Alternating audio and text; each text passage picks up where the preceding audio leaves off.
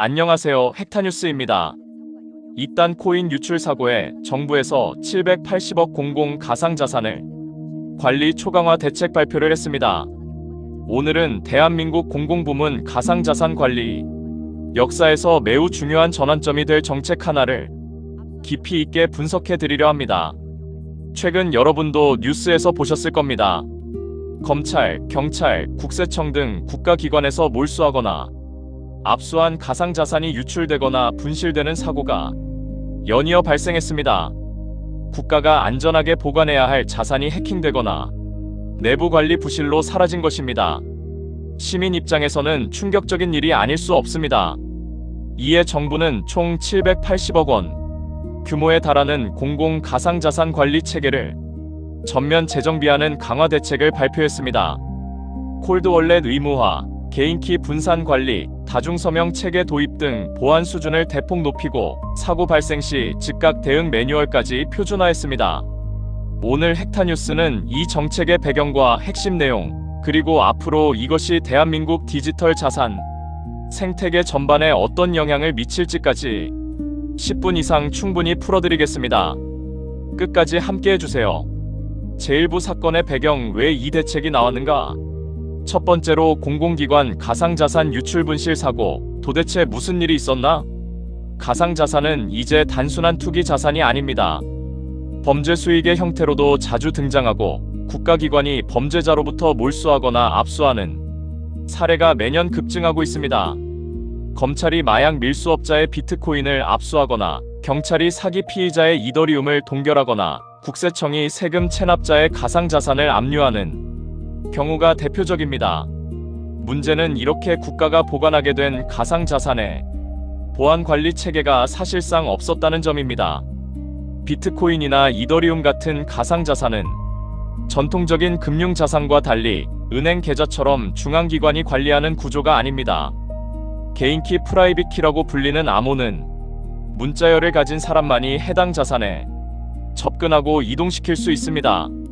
즉, 개인키를 잃어버리거나 유출되면 자산은 영구히 사라지거나 도난당하는 것입니다. 그런데 그동안 공공기관들은 이 개인키를 별다른 체계 없이 한두 명의 담당자가 관리하는 방식으로 운영해왔습니다.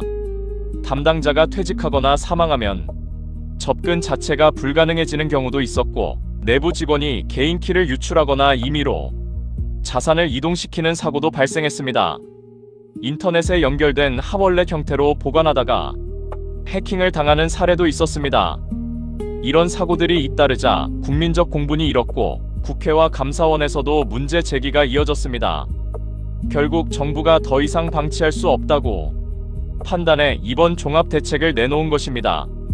두 번째는 780억 원. 이 숫자의 의미는 현재 정부와 공공기관이 보유하고 있는 가상자산 규모는 총 약 780억 원으로 집계됩니다. 이 숫자는 몰수압수한 가상자산, 세금 체납으로 압류한 가상자산 등을 합산한 것입니다. 비트코인, 이더리움, 각종 알트코인까지 다양한 종류의 코인이 포함되어 있습니다. 780억 원. 결코 작은 금액이 아닙니다. 개인이라면 평생을 벌어도 만지기 어려운 금액입니다.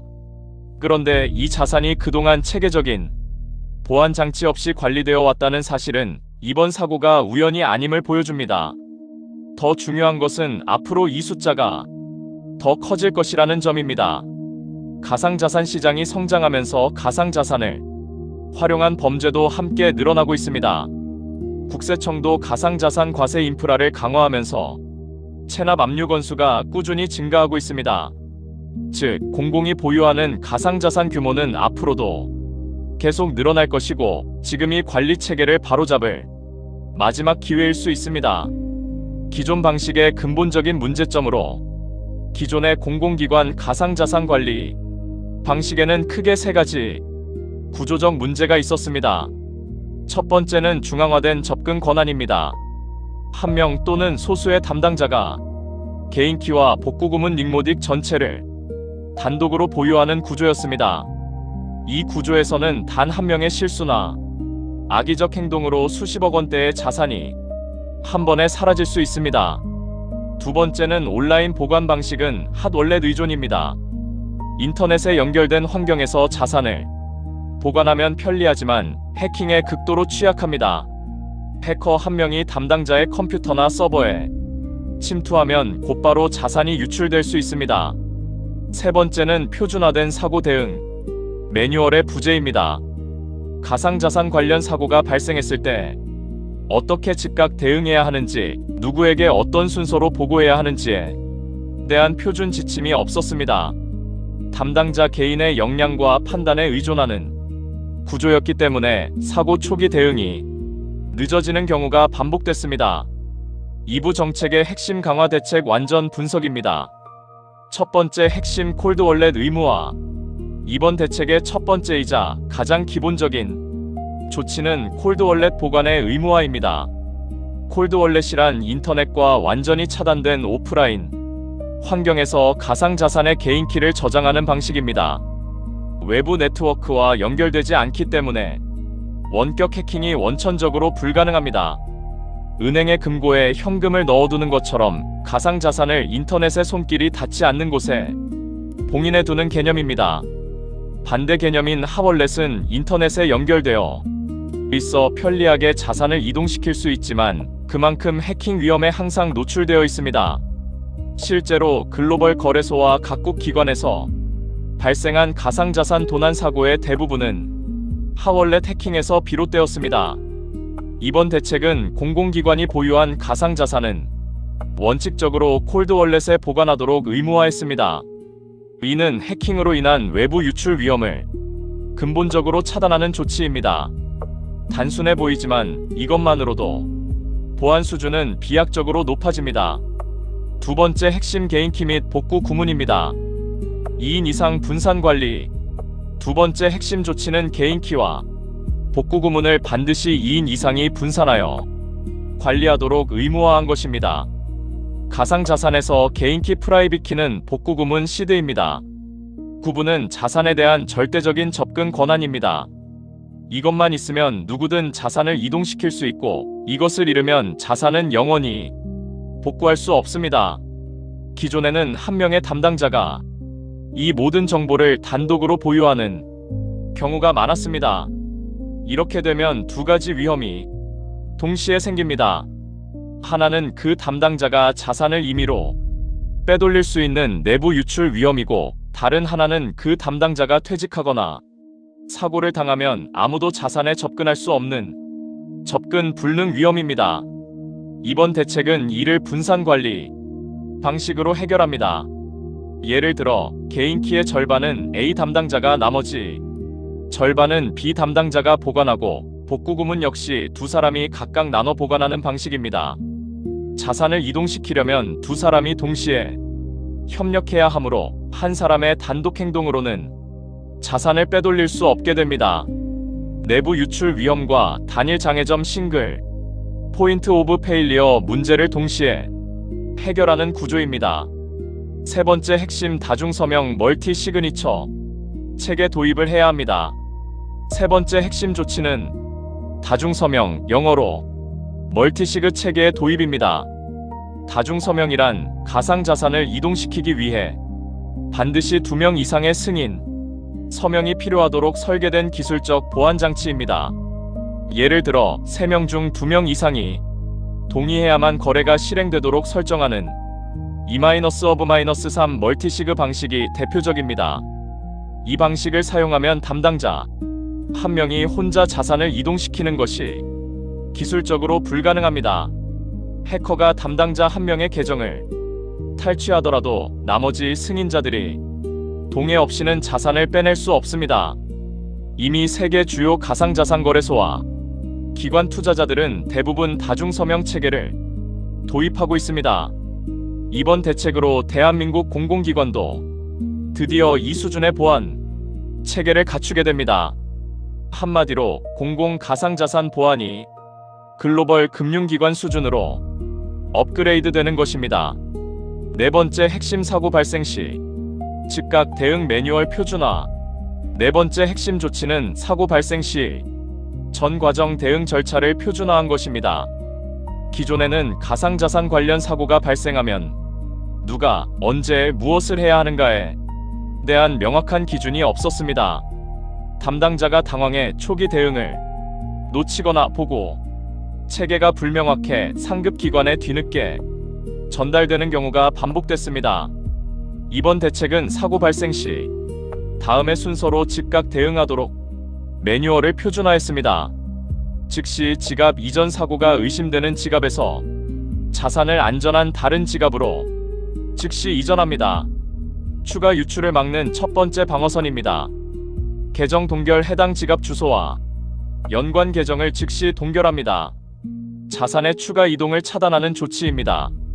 관계기관 즉시 통보 금융당국, 수사기관, 상급기관 등의 사고 사실을 지체 없이 통보합니다. 신속한 수사와 자산 추적이 가능하도록 하는 절차입니다. 이 매뉴얼이 표준화됨으로써 앞으로는 어떤 기관에서 사고가 발생하더라도 담당자가 바뀌더라도 동일한 수준의 초기 대응이 이루어질 수 있게 됩니다. 3부 헥타 심층 분석으로 이 정책이 가지는 더 큰 의미는 단순 규제가 아니다. 가상자산, 금융자산 공식 인정의 시작. 헥타뉴스가 이번 정책에서 가장 주목하는 지점은 보안 기술 자체가 아닙니다. 그보다 더 중요한 것은 이 정책이 담고 있는 철학적 제도적 의미입니다. 그동안 대한민국 정부는 가상자산을 어떻게 바라봤을까요? 공식적으로는 투기 자산으로 규정하고 제도권 금융자산과는 다른 범주로 취급해왔습니다. 그러나 이번 대책을 보면 정부가 사실상 가상자산을 금융자산과 동등한 수준으로 관리하겠다는 의지를 드러냈습니다. 생각해보십시오. 콜드월렛 의무화, 개인키 분산 관리, 다중서명 체계 도입. 이것들은 전통 금융권에서 귀금속이나 현금을 보관할 때 적용하는 수준이 보안 체계입니다. 정부가 이 수준의 보안 기준을 가상자산에 적용한다는 것은 내부적으로 이미 가상자산을 진지하게 보호해야 할 금융자산으로 인식하기 시작했음을 의미합니다. 이것은 앞으로의 가상자산 제도와 흐름과도 깊게 연결됩니다. 공공이 먼저 기준을 세우면 민간에도 그 기준이 적용될 가능성이 높습니다. 법적 근거가 만들어지고 감독체계가 생기고 결국 가상자산이 완전한 제도권 금융자산으로 편입되는 흐름이 가속화될 수 있습니다. 민간 기업과 플랫폼에 미칠 파급 효과. 이번 정책이 단순히 공공기관 내부 이야기로 끝나지 않을 것이라는 점도 중요합니다. 정부가 공공 가상자산 보안 기준을 이 수준으로 높이면 자연스럽게 민간 가상자산 거래소와 플랫폼에도 유사한 수준의 보안 체계를 요구하는 규제 논의가 시작될 가능성이 높습니다. 실제로 금융당국은 이미 가상자산 이용자 보호법을 통해 민간 거래소의 자산 보호 의무를 강화하는 방향으로 움직이고 있습니다. 이번 공공부문 대책이 민간 규제의 준거 기준이 된다면 앞으로 국내 가상자산 거래소들은 콜드월렛 보관 비율, 다중서명 의무화, 내부 접근 권한 분리 등의 요건을 법적으로 충족해야 하는 시대가 올 수 있습니다. 이는 단기적으로는 거래소와 플랫폼이 비용 부담이 늘어나는 측면이 있지만 장기적으로는 업계 전체의 신뢰도를 높이고 기관 투자자와 일반 이용자 모두의 신뢰를 회복하는 계기가 될 것입니다. 글로벌 흐름과의 정합성. 사실 이번 대한민국 정부의 움직임은 글로벌 트렌드와도 정확히 맞닿아 있습니다. 미국에서는 SEC 증권거래위원회와 CFTC 상품선물거래위원회가 가상자산 보관 기준을 강화하고 있고 유럽에서는 마켓인 크립토 에세츠 규제가 본격 시행되면서 가상자산 서비스 제공자에게 엄격한 보안 의무를 부과하고 있습니다. 일본과 싱가포르 역시 공공민간 가상자산 보관에 대한 구체적인 보안 기준을 법제화하는 방향으로 움직이고 있습니다. 대한민국이 이번에 공공부문부터 먼저 기준을 세운 것은 사실 국제 스탠더드에 맞춰가는 과정이기도 합니다. 글로벌 디지털 자산 시장에서 신뢰받는 국가로 포지셔닝하려면 공공부문의 관리 수준이 국제 기준에 부합해야 합니다. 이번 대책은 그런 의미에서 대한민국 가상자산 정책의 성숙도를 한 단계 끌어올리는 중요한 조치입니다. 여전히 남은 과제들은 물론 이번 대책이 모든 문제를 해결하는 것은 아닙니다. 헥타뉴스는 앞으로 주목해야 할 과제들도 함께 짚어드립니다.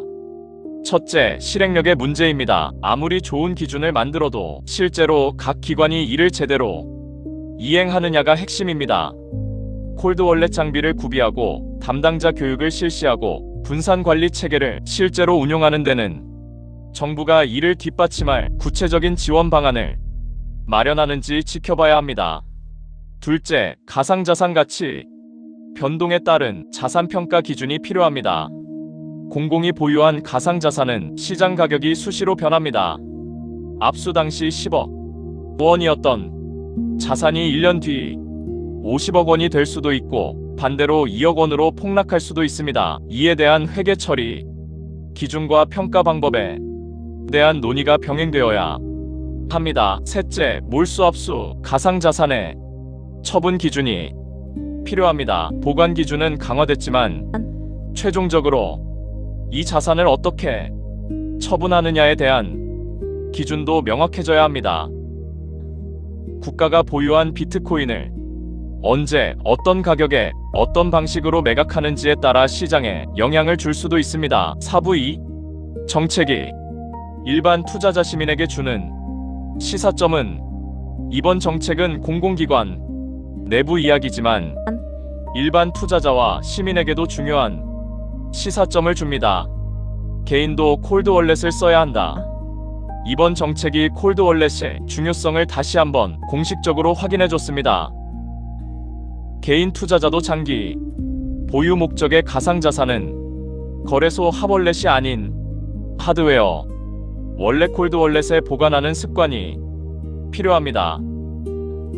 개인 키를 직접 관리하지 않으면 당신의 자산이 아니다. 개인 키를 본인이 직접 관리하지 않으면 진정한 의미의 자산 소유자가 아니라는 가상자산 업계의 오래된 격언입니다. 이번 정책도 결국 이 원칙을 공공 영역에 적용한 것입니다. 개인 투자자도 이 원칙을 기억하고 실천해야 합니다. 제도화는 진행 중이다. 이번 대책은 대한민국 가상자산 제도화가 빠르게 진행되고 있음을 보여줍니다. 제도화가 진행될수록 가상자산 시장의 신뢰도가 높아지고 기관 자금과 개인 투자자 모두에게 더 안전한 환경이 만들어집니다. 장기 투자자 관점에서는 긍정적인 신호입니다. 지금까지 정부의 공공 가상자산 관리 강화 대책을 깊이 있게 분석해드렸습니다. 핵심을 다시 한번 정리하면 이렇습니다. 첫째, 콜드월렛 의무화로 해킹 위험을 원천 차단합니다. 둘째, 개인키 분산 관리로 내부 유출과 단일 장애점 문제를 동시에 해결합니다. 셋째, 다중서명 체계로 단독 자산 이동을 기술적으로 불가능하게 만듭니다. 넷째, 표준화된 사고 대응 매뉴얼로 사고 발생 시 즉각적이고 체계적인 대응이 가능해집니다. 헥타뉴스 관점에서 보면 이것은 단순한 보안 강화 정책이 아닙니다. 대한민국이 가상자산을 진지한 금융자산으로 인정하고 그에 걸맞은 제도적 기반을 처음으로 명확히 세운 역사적 시작점입니다. 앞으로 민간 플랫폼과 거래소에도 이 기준이 확산될 가능성이 높고 대한민국 디지털 자산 생태계 전체가 신뢰 기반의 다음 단계로 진입하는 흐름이 가속화될 것입니다. 헥타뉴스는 앞으로도 가상자산과 디지털 경제 관련 정책 변화를 가장 깊이 있고 빠르게 분석해드리겠습니다. 오늘 영상이 도움이 되셨다면 좋아요와 구독으로 응원해 주세요. 댓글로 여러분이 생각도 남겨주시면 함께 이야기 나누겠습니다. 감사합니다. 헥타뉴스였습니다.